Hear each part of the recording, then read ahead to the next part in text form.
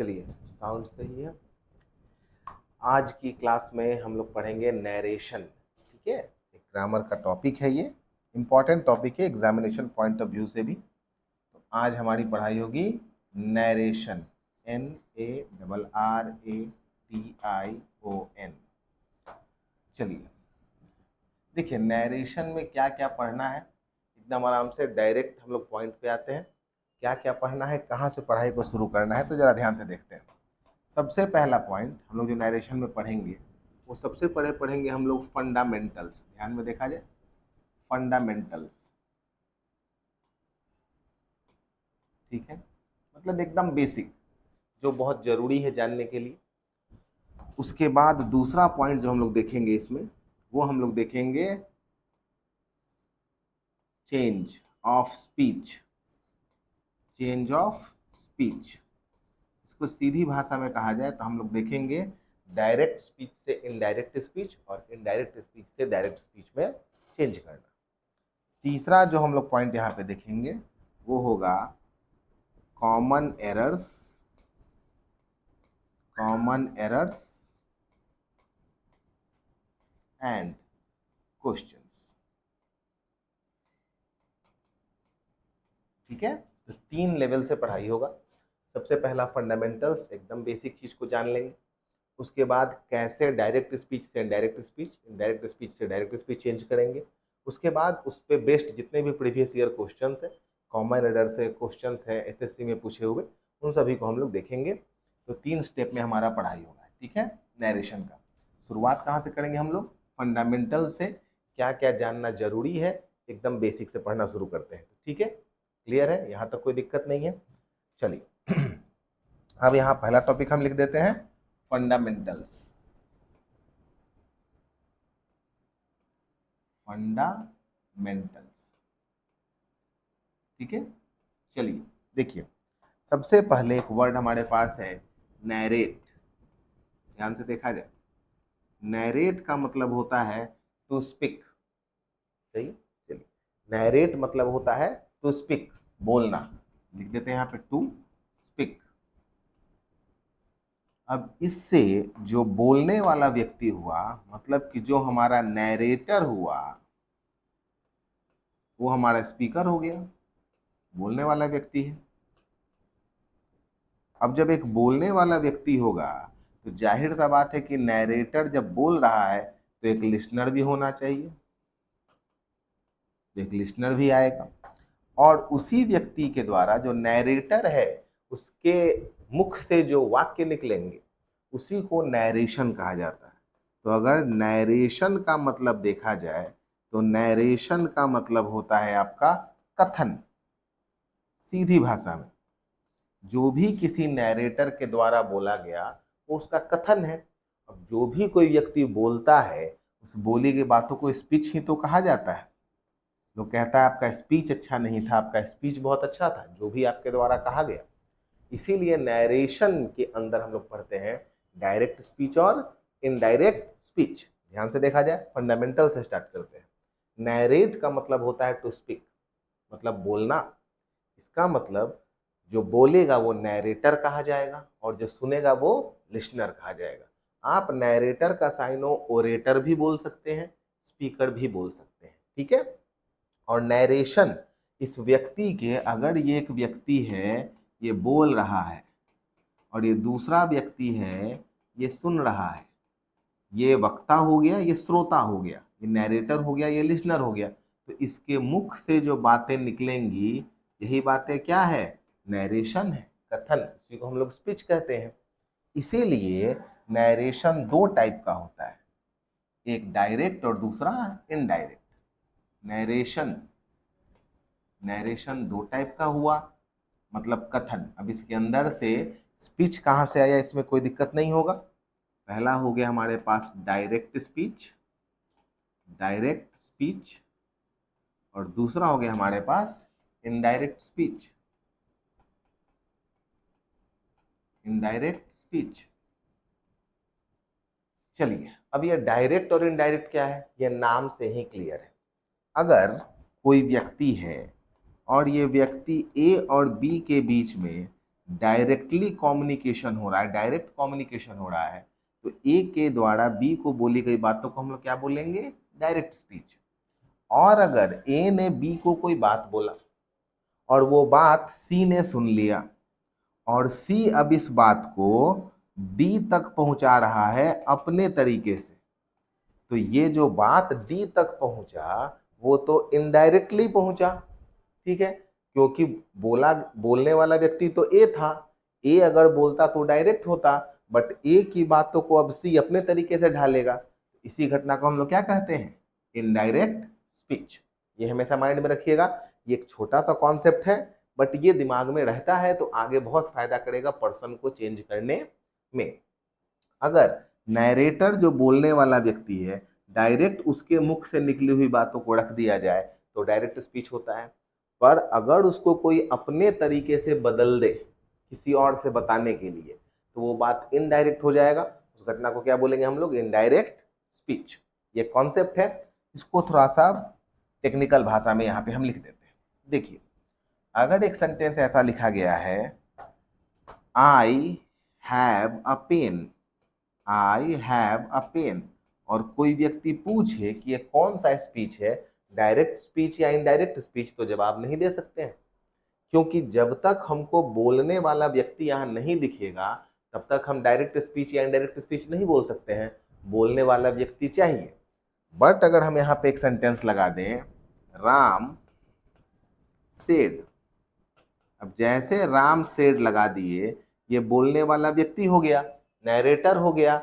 अब नैरेटर आ गया तो ये घटना नैरेशन के अंतर्गत आ गया। मतलब जब तक मेरे पास ऐसा कोई हिस्सा नहीं रहेगा जिसमें कोई व्यक्ति कोई बात बोल रहा हो, वहां सेड हो सकता है, आस्क हो सकता है, कमेंट्स हो सकता है, एक्सक्लेम्ड हो सकता है, ठीक है, कुछ भी बोलने वाला बात होना चाहिए, वक्ता वहां दिखना चाहिए।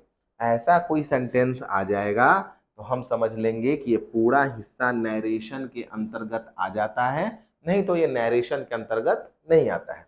अब जिस हिस्से में, जिस वाक्य में, जिस नैरेशन में दो अलग अलग हिस्से होंगे, कॉमा से सेपरेटेड होंगे, एक हिस्सा इन्वर्टेड कॉमा के अंदर में होगा, इसको क्या कहा जाएगा? Direct speech. तो हम लोग कह सकते हैं the narration with two separate sections is a direct speech, is a direct speech। कहने का मतलब है कि जो नैरेशन, ध्यान से देखा जाए, जो नैरेशन, इसको मैं थोड़ा ऐसे कर देता हूं, जो नैरेशन दो हिस्सों में है, दो अलग अलग सेपरेट हिस्सों में है, उसको क्या कहा जाएगा? डायरेक्ट स्पीच कहा जाएगा। अब अगर इस दोनों को हम जोड़ पाए किसी भी तरीके से, इस दोनों को जोड़ दें, अटैच कर दें, तो जाहिर सा बात है कि अगर ये एक क्लॉज है और ये दूसरा क्लॉज है, अगर किसी को क्लॉज में दिक्कत है तो थोड़ा सा फंडामेंटल्स कमजोर है तो आगे कहीं ना कहीं दिक्कत आएगा। देखिए, नैरेशन तो आप पढ़ लीजिएगा, नैरेशन में कोई दिक्कत नहीं होगा, समझ जाइएगा, बट जब क्वेश्चन के लेवल बढ़ते हैं या कुछ कॉम्प्लेक्स क्वेश्चंस आते हैं तो वहाँ क्लॉज का जरूरत आता है। तो क्लॉज की भी वीडियोज हैं, आप वहाँ जाके देख सकते हैं, ठीक है। ये एक क्लॉज है और ये दूसरा क्लॉज है, दोनों क्लॉज को जोड़ेंगे तो बीच में क्या लगाना पड़ेगा? कनेक्टर, आसान भाषा में कंजंक्शन। तो जिसमें दोनों हिस्से आपस में कनेक्टर या कंजंक्शन से जुड़े होंगे तो क्या कहा जाएगा? Indirect speech. मतलब हम यहाँ पे कह सकते हैं सीधी सी भाषा में, बाल सुलभ शब्दों में, द नैरेशन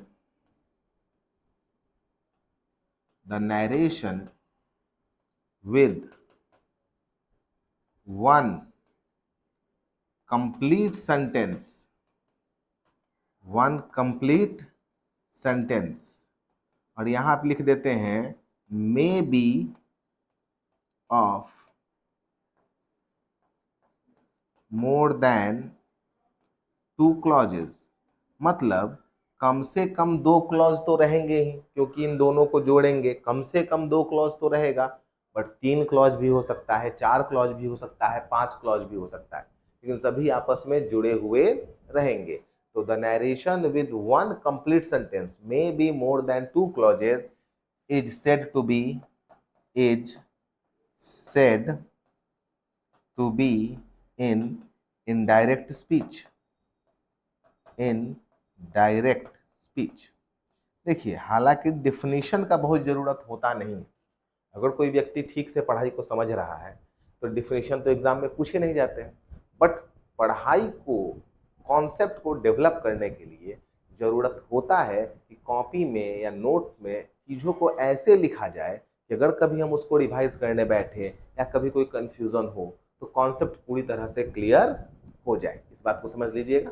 इसीलिए नैरेशन हमारे पास दो तरीके का हुआ, पहला डायरेक्ट स्पीच, दूसरा इनडायरेक्ट स्पीच। ये दो हिस्से हैं, ये दो हिस्से अलग अलग रहेंगे, एक बोलने वाला और दूसरा उसके द्वारा बोला गया बात, जो भी वक्ता है उसके द्वारा बोली गई बात। तो ये दोनों हिस्से अलग अलग रहेंगे। जो बोला गया बात होगा वो इन्वर्टेड कॉमा के अंदर में आएगा और यहाँ पे एक कॉमा रहेगा, ठीक है। तो ये अलग अलग सेपरेटेड रहेंगे। तो इस जो ये जो डिजाइन आपको दिख रहा है इसको कहेंगे डायरेक्ट स्पीच, और अगर इसको जोड़ दिया जाए तो क्या हो जाएगा, वो इनडायरेक्ट स्पीच। ये हो गया फंडामेंटल, इतना जानना था। अब हम लोग थोड़ा सा यहाँ से आगे बढ़ते हैं और हम लोग आते हैं rules of narration. Rules of narration, देखिए यहां से फंडामेंटल पढ़ाई स्टार्ट हो जाता है। रूल्स ऑफ नैरेशन, इतना अगर कोई व्यक्ति अभी तक जान गया होगा। सबसे पहले यहां पे आते हैं, ठीक है, ध्यान से देखिए। फंडामेंटल्स, नैरेट मतलब क्या हो गया, टू स्पीक। नैरेटर क्या हो गया, स्पीकर हो गया, ठीक है। नैरेशन क्या हो गया, कथन। कथन को स्पीच कहा जाता है। डायरेक्ट क्या होता है, इनडायरेक्ट क्या होता है, डायग्राम बना के भी समझा दिए थे, दोनों का डिफिनेशन भी लिख दिया गया है, ठीक है। तो डायरेक्ट स्पीच क्या होता है, इनडायरेक्ट स्पीच क्या होता है, चीजें क्लियर हो गई। अब यहाँ पे आते हैं रूल्स ऑफ नैरेशन क्या है। एक सेंटेंस लिखेंगे, पूरा नैरेशन उसी पे क्लियर हो जाएगा, एक सेंटेंस पे, समझना जरूरी है। तो सेंटेंस हम पहला ऐसा लिखते हैं, ध्यान से देखा जाए। राम सेड टू सीता, ठीक है, यहां कॉमा दे दिए और आगे लिखे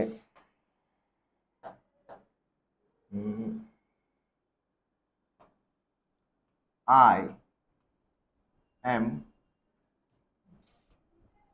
going to market with your friend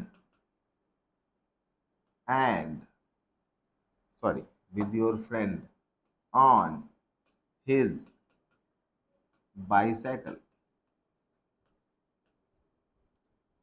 now, अंत में एक वर्ड लगा देते हैं नाउ, और इस हिस्से को इन्वर्टेड कॉमा में क्लोज कर देते हैं, यहां फुल स्टॉप दे देते हैं।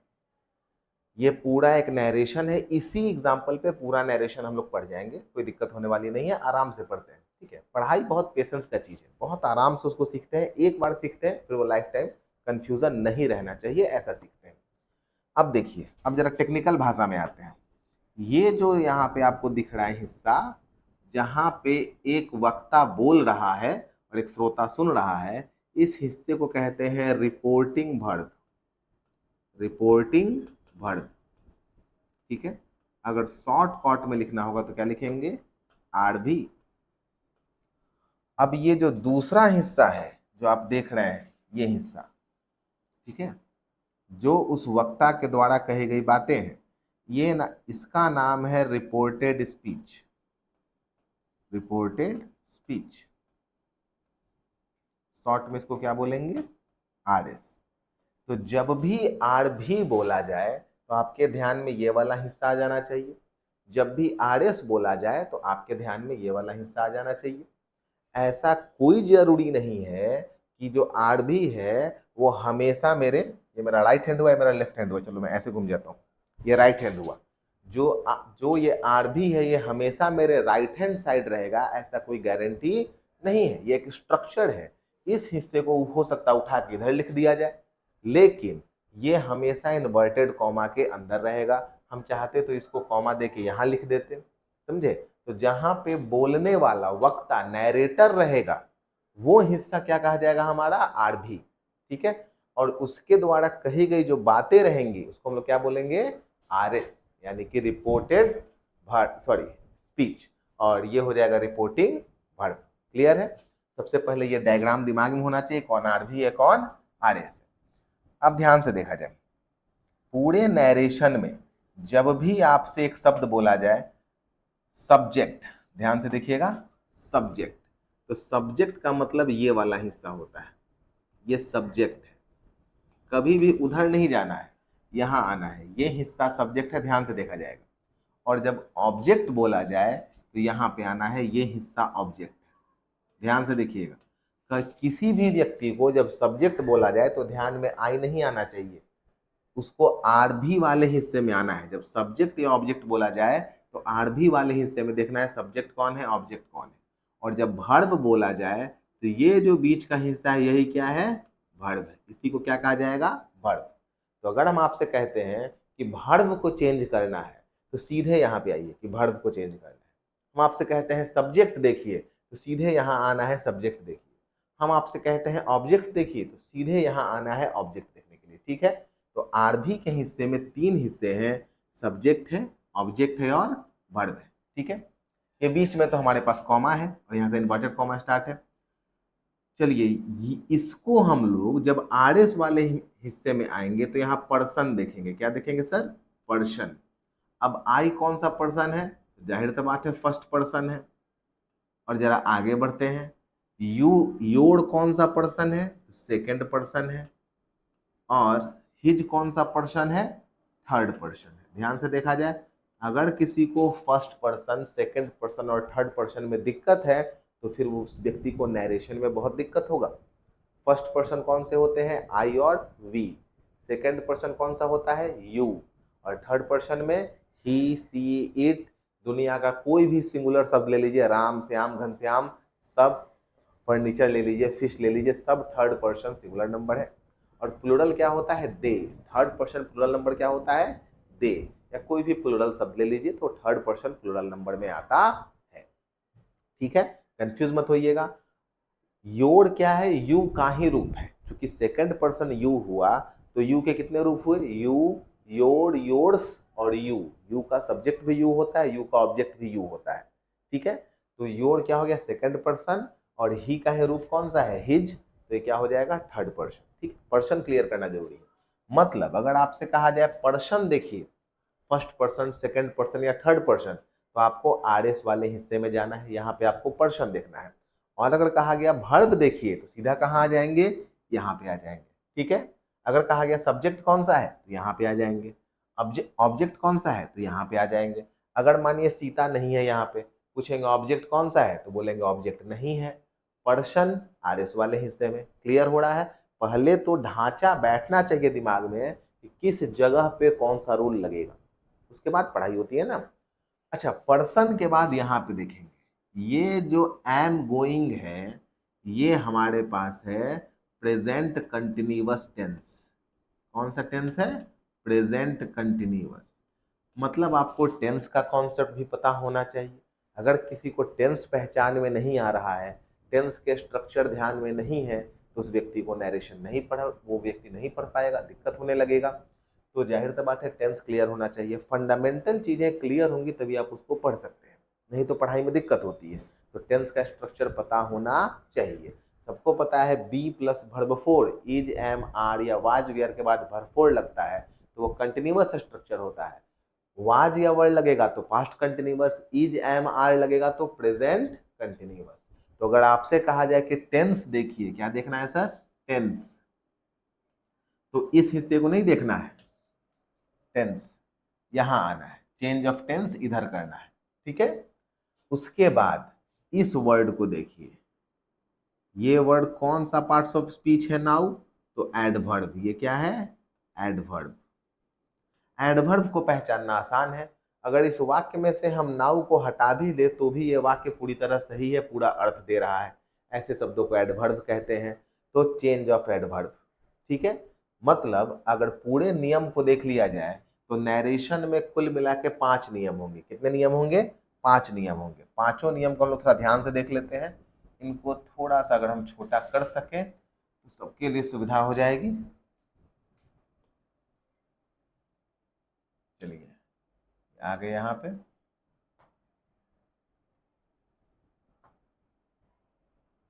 टेंस। चलिए, नरेशन में 5 नियम है रूल्स ऑफ नरेशन में। कौन सा? सबसे पहले हम लोग को देखना है चेंज ऑफ वर्ब। रूल 1, पहला रूल क्या पढ़ना है? Change of verb. Change of verb. अच्छा, चेंज ऑफ वर्ब कहाँ होगा?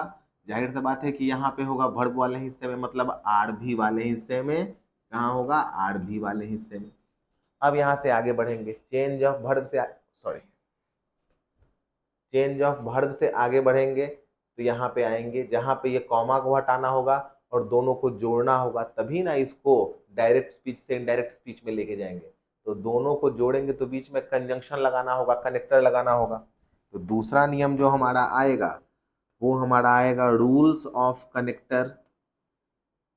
Rules of connector. अच्छा, ये कहाँ आएगा? ये रूल आएगा आरभी और आरएस के बीच, यहाँ पे जहाँ पे दोनों को जोड़ेंगे। ठीक है, पहला नियम यहाँ पे अप्लाई करेंगे, दूसरा नियम यहाँ अप्लाई करेंगे।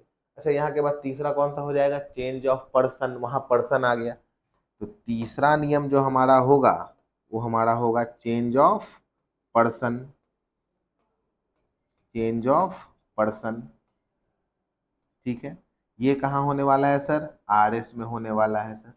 ठीक है, चौथा नियम जो हमारा आएगा तो साफ साफ वहां से क्लियर है, अगर आप डायग्राम को देखे हैं या एग्जाम्पल को देखे हैं, समझे हैं। पर्सन के बाद कहाँ जाएंगे? टेंस पे। तो हमारा चौथा नियम क्या हो जाएगा? Change of tense.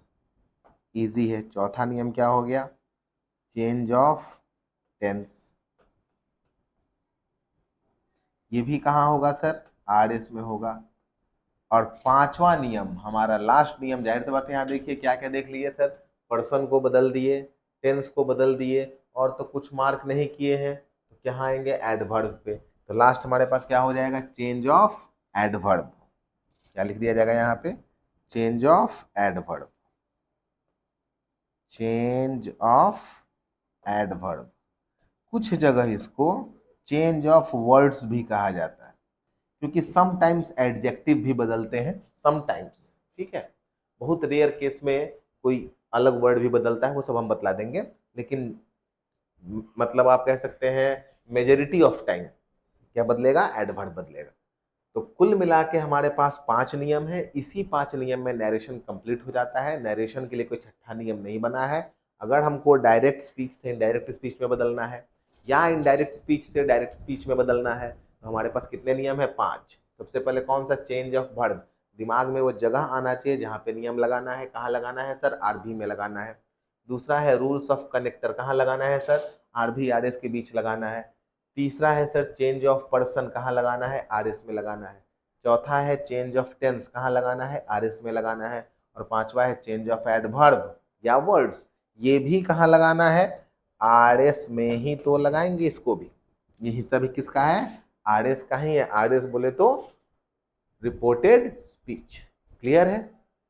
चलिए, पांचों नियम को एक एक करके पढ़ेंगे, नरेशन क्लियर हो जाएगा। छठे नियम की आवश्यकता ही नहीं है। तो यहां तक तो क्लियर हो गया होगा कि बहुत ही आसान सा चैप्टर है, छोटा सा चैप्टर है, कोई बहुत बड़ा चैप्टर नहीं। तो पढ़ाई यहां से स्टार्ट करेंगे हम लोग अब चेंज ऑफ वर्ब। ठीक है, यहां तक में कोई दिक्कत तो नहीं है? हाँ, समय, चलिए थोड़ा सा समय है, आगे इस पढ़ाई को यहाँ से कंटिन्यू करते हैं। चलिए ध्यान से देखते हैं। अब अगला टॉपिक हमारा आता है नरेशन का। पहला टॉपिक हमारा आएगा चेंज ऑफ वर्ब। ठीक है, पढ़ाई को शुरू करते हैं। लिखते हैं change of verb. Change of verb.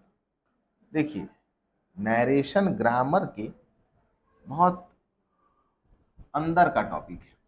ठीक है, मतलब आपको प्रोनाउन पता होना चाहिए, पर्सन पता होना चाहिए, टेंस का स्ट्रक्चर पता होना चाहिए। ठीक है, उसके बाद इसका इस्तेमाल हम लोग कर सकते हैं, इसको बड़ा कंफर्टेबली पढ़ सकते हैं। अगर फंडामेंटल्स में दिक्कत है तो फिर नरेशन में दिक्कत तो आएगा ही आएगा। हो सके आप शुरुआत से नरेशन पढ़े, कोई अच्छे टीचर आपको पढ़ाएं और इनिशियली कुछ सवाल आपसे बन जाए, कोई दिक्कत नहीं, ऐसा हो सकता है, आराम से होता है। बट अगर क्वेश्चन का लेवल बढ़ेगा, क्वेश्चन डेप्थ में जाएगा, तो फिर दिक्कत आना शुरू होगा, क्योंकि आपके पास फंडामेंटल कॉन्सेप्ट नहीं है। तो एक बार अपने बेसिक फंडामेंटल कॉन्सेप्ट पे मेहनत कीजिए, वो बहुत जरूरी है। अगर कोई भी सेंटेंस इंग्लिश में लिखा हुआ है, कोई भी सेंटेंस, जैसे यहाँ पे एक वाक्य लिख दिया गया है, तो इस वाक्य में आपको सबसे पहले पता होना चाहिए कि ये कौन सा पार्ट्स ऑफ, ये आपका पार्ट्स ऑफ स्पीच है, ये शब्द कौन सा पार्ट्स ऑफ स्पीच है, ये शब्द कौन सा पार्ट्स ऑफ स्पीच है, ये शब्द कौन सा पार्ट्स ऑफ स्पीच है। सबसे पहले सभी शब्दों का पार्ट्स ऑफ स्पीच आपको पता होना चाहिए, मतलब आपको सभी शब्द पहचानने आने चाहिए। ये सबसे पहला पढ़ाई है, ये एकदम शुरुआत है। अगर आप किसी घर में गए हैं और आप सबको पहचान ही नहीं रहे हैं, तो फिर आप कितने दिन उस घर में सर्वाइव कर पाइएगा। ठीक, सबका नाम पहचान तो ऐसे नॉर्मली होना चाहिए ना। तो आइडेंटिफिकेशन बहुत जरूरी है, उसके बाद ही आगे की पढ़ाई संभव है अच्छे से, कंफर्टेबली।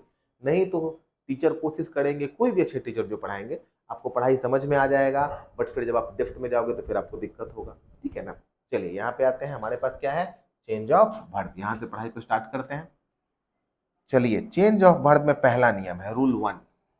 ध्यान से देखा जाए, रूल 1 कहता है सर कि अगर आपके पास एक वर्ड है से, आपके पास एक वर्ड है सेड, आपके पास एक वर्ड है सेज, आपके पास वर्ड है सेइंग, ठीक है, या आपके पास एक और वर्ड हो सकता है, सॉरी 1 2 3 4, से हो गया, सेड हो गया, सेज हो गया, सेइंग हो गया। से के तो इतने ही रूप होंगे, क्योंकि वर्ब 2 भी सेड होता है, वर्ब 3 भी सेड होता है। ऐसे वर्ड्स को आपको नो चेंज करना है, चेंज ही नहीं करना है, जैसा है वैसा लिख देना है, पहला नियम। लेकिन अगर हमको से के बाद टू मिल जाए, ध्यान से देखा जाए, से टू मिल जाए, तो हम इसको जेनरली शुरुआत से चल रहे हैं, सबसे पहले सामान्य रूप में इसको टेल में कन्वर्ट कर देंगे। शब्द को, वर्ब को चेंज करते समय एक चीज का ख्याल रखना बहुत जरूरी है कि से अगर वर्ब का पहला रूप है, तो हम इसको टेल के भी वर्ब के पहले रूप में ही चेंज करेंगे। वर्ब का रूप बदलने का अधिकार मेरे पास नहीं है, शब्द को बदलने का अधिकार है, वर्ब के रूप को बदलने का अधिकार नहीं है। ऐसा नहीं कि यहाँ पे से लिखा है हम वहाँ पे टोल्ड लिख दें, ये संभव नहीं है। यहाँ पे से लिखा है हम वहाँ पे टेलिंग लिख दें, संभव नहीं है। यहाँ से लिखा है हम यहाँ सेज लिख दें, संभव नहीं है। से लिखा है तो टेल ही चाहिए, से टू बराबर क्या हो जाएगा, टेल। इस अनुसार सर अगर हम यहाँ पे सेड टू लिख दें, तो ये किस में बदल जाएगा, टोल्ड में बदल जाएगा। इस अनुसार अगर हम आपको सेज टू दे दें, तो ये किस में बदल जाएगा, आपको टेल्स में बदल जाएगा। और हम आपको सेइंग टू दे दें, तो किस में बदल जाएगा, ये टेलिंग में बदल जाएगा। अच्छा, ये आपको हमेशा ध्यान में रखना होगा, ये जो हिस्सा हम इधर लिख रहे हैं, ये आपको डायरेक्ट स्पीच में मिलेगा, और हम आपको बोल रहे हैं कि नो चेंज कहाँ करना है, इनडायरेक्ट स्पीच में। इस अनुसार ये टू वाला चीज आपको कहाँ मिलेगा, डायरेक्ट स्पीच में मिलेगा, और ये चेंज कहाँ आपको करना है, इनडायरेक्ट स्पीच में। ये ध्यान में रखा जाएगा। इससे एक चीज और आपको समझ में आ गया होगा कि जिंदगी में कभी भी टेल के बाद टू नहीं लगाना है। जब से टू बराबर टेल हो गया, मतलब टेल के साथ कभी टू का इस्तेमाल नहीं होगा, ऑलरेडी वो टू उसके अंदर समाहित है, वो एक ट्रांजेक्टिव वर्ड है। ठीक है, तो से टू बराबर टेल हो गया, टेल टू जिंदगी में नहीं होगा, जब भी होगा काट देंगे। से अकेले भी आ सकता है, से टू के साथ भी आ सकता है। जब से टू के साथ आएगा तो यहाँ पे ऑब्जेक्ट रहेगा। थोड़ा सा और क्लियर करते हैं, यहाँ समझिएगा। यहाँ सेड टू लिखे हैं ना सर, तो देखिए से, सॉरी, सेड टू लिखे हैं, तो यहाँ पे सीता है, यानी कि ऑब्जेक्ट है ना सर। दिख रहा होगा, नहीं दिख रहा होगा तो कोई बात नहीं, नहीं दिख रहा होगा तो थोड़ा सा बड़ा करना पड़ेगा। अब दिख रहा है सर, जो भी है विजिबल होंगे, ध्यान से देखिए, दिख रहा है। यहाँ पे सेड टू लिखा है, तो यहाँ पे सीता ऑब्जेक्ट है ना, तो सेड के तुरंत बाद ऑब्जेक्ट नहीं आता है, सेड को टू, अरे यार सॉरी, सेड को टू लेना पड़ता है, तब उसके बाद ऑब्जेक्ट आता है। अगर हम यहाँ से सीता को हटा दें, तो यहाँ से टू अपने आप हट जाएगा। लेकिन अगर हम यहाँ से सीता को लगा दें, तो पहले टू आएगा, तब कौन आएगा, सीता आएगा। तो से के तुरंत बाद ऑब्जेक्ट नहीं लगता है, टू आता है तो ऑब्जेक्ट लगता है। तो अगर वाक्य में ऑब्जेक्ट नहीं है, ध्यान से देखा जाए, अगर वाक्य में ऑब्जेक्ट नहीं है, तो आपको सिर्फ सेड, से जैसा रूप देखने को मिलेगा।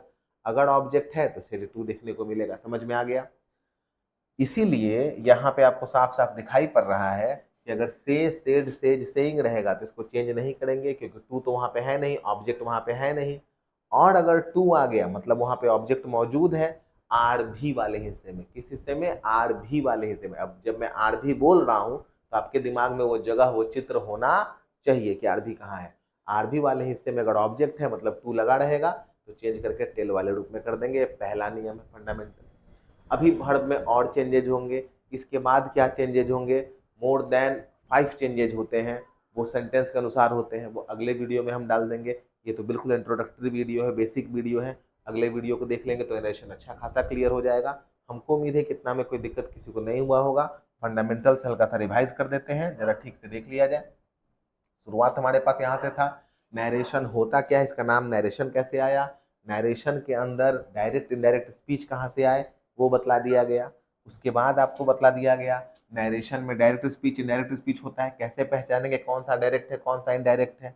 उसके बाद आपको एग्जाम्पल दिया गया। अगर ये दो हिस्सों में है तो जाहिर सा बात है कि ये डायरेक्ट स्पीच में है, क्योंकि दो अलग अलग हिस्सों में है। आपको बता दिए आर भी क्या होता है, आर एस क्या होता है, सब्जेक्ट कहाँ होता है, ऑब्जेक्ट कहाँ होता है, वर्ब कहाँ होता है, टेंस कहाँ देखते हैं, पर्सन कहाँ देखते हैं। क्लियर है? उसके बाद कुछ फंडामेंटल नियम स्टार्ट करना शुरू किए। आपको बताया था कि नरेशन के अंदर 5 ही नियम होते हैं। Change of verb, change of sorry rules of connector, change of person, change of tense और चेंज ऑफ एडवर्ब। सब कहाँ कहाँ चेंज करते हैं वो हिस्सा भी लिखा हुआ है, उम्मीद करते हैं देख लिए होंगे आप लोग। अब यहाँ पहला नियम हमारे पास क्या था? Change of verb. Change of verb का पहला नियम हम अभी बताएं। चेंज ऑफ वर्ब में 5 से ज्यादा नियम है, ठीक है। पहला नियम यहाँ बताए हैं, अगर से, सेड, सेज, सेइंग रहे तो चेंज नहीं करना है। एग्जाम्पल देंगे और क्लियर हो जाएगा। Say to, said to, says to, saying to रहे तो उसको टेल में कन्वर्ट कर देना है। अगर ईमानदारी से एग्जाम्पल ले लिया जाए तो हमको एक ऐसा सेंटेंस मिले, ठीक है। इसके बाद क्लास का टाइम हो गया, नेक्स्ट क्लास में मिलते हैं। Take care, good luck, good day.